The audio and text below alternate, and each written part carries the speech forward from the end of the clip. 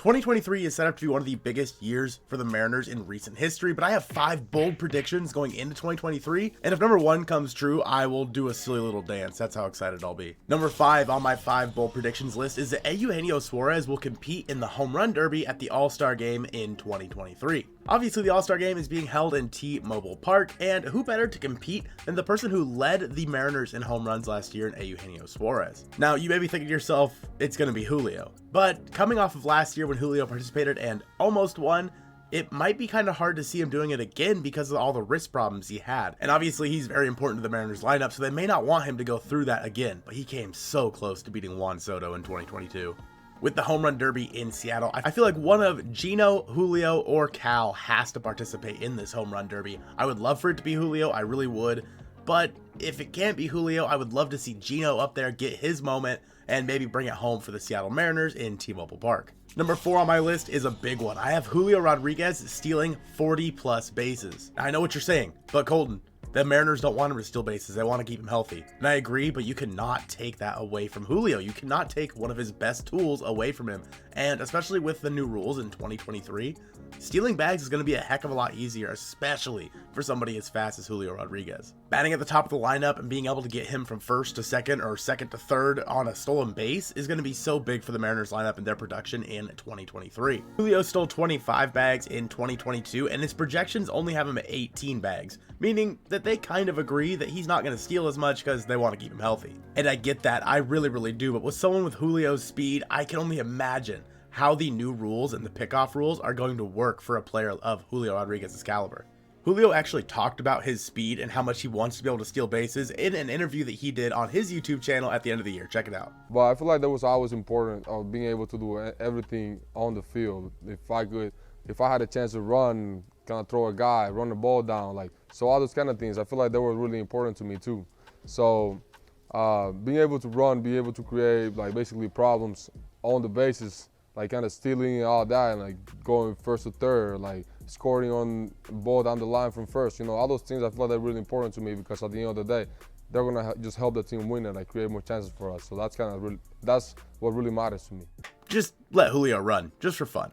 Number 3 on my list of crazy predictions is that neither Flexin or Marco Gonzalez will be traded. Both Chris Flexin and Marco Gonzalez will be on this roster at the end of May. That is my prediction. We've heard that Flexin is easily the Mariners' best trade chip, and I completely agree with that. He is probably the number 1 player on the Mariners that could be dealt before opening day. But so far, we haven't really heard a whole lot about suitors really coming through and offering enough for Chris Flexin that the Mariners would be willing to take it, because he's making $8 million, which is actually a steal in this market with how much pitchers got paid this year. And for Marco, he's getting paid way too much for anybody to take him in a trade. He's getting paid like $14-15 million in 2023. And on top of all that, I think having both of them gives the Mariners a safety net if somebody in the rotation was to get hurt. Obviously, they had great health in the pitching rotation in 2022, but that's honestly super uncommon.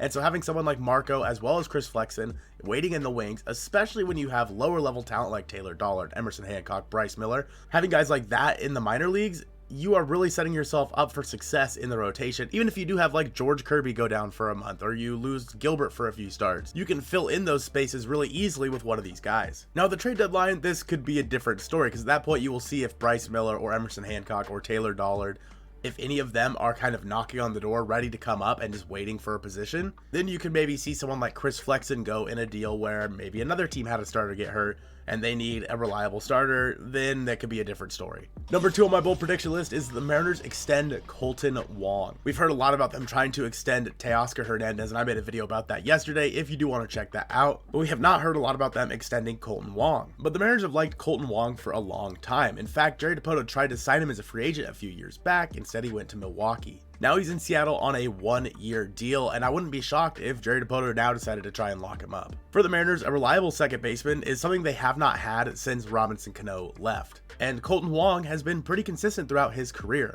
He's not the sexy pick. He's not going to hit you 40 home runs. He's not going to hit 300.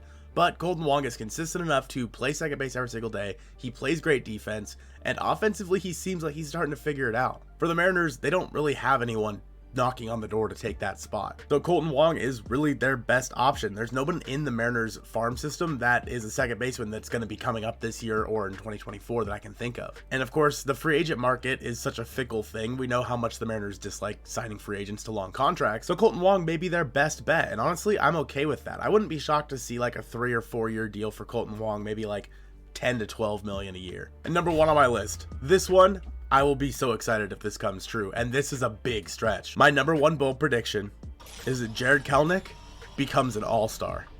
Yeah, I said it. Jared Kelnick becomes an all-star. Yeah, that guy. You know, the guy that slashed 141, 221, 313 in 2022 with a 55 OPS plus? Yeah, he's going to be an all-star. Like I said, this is a big stretch, but hear me out really quick. With AJ Pollock taking left-handed pitching off of Jared Kelnick's plate, he has a much better chance of hitting versus righties at all times. Because of this, he should be getting consistent at-bats versus righties, and he should be able to put better swings on the ball because he knows what he's facing. The Mariners basically took what Jared Kelnick has the worst time with and took it off of his plate, so now he can just focus on hitting against right-handed pitching. And for Jared, the biggest thing is getting out of his own head. So if maybe he sees some success against right-handed pitching, he might be able to figure it out in his head and start feeling good and start putting good swings on the ball. And lo and behold, all of a sudden, this guy is an all-star hitting like 280, 330, like 490 or something like that at the all-star break. And all of a sudden, this guy has 30 home runs the end of the year. And he was an all-star for the American League in 2023, playing in T-Mobile Park. He finally figures it out for the Mariners at age 23, and it becomes a mainstay of that lineup for the next 5-6 years. Listen, this is a bold prediction list for a reason, okay? These might not happen, but I would love to see Jared Kelnick reach his potential. And if he did, the Mariners would be in a really, really good spot because adding a Jared Kelnick who reaches the potential that he's always had is much bigger than adding any of the players that were free agents in 2022.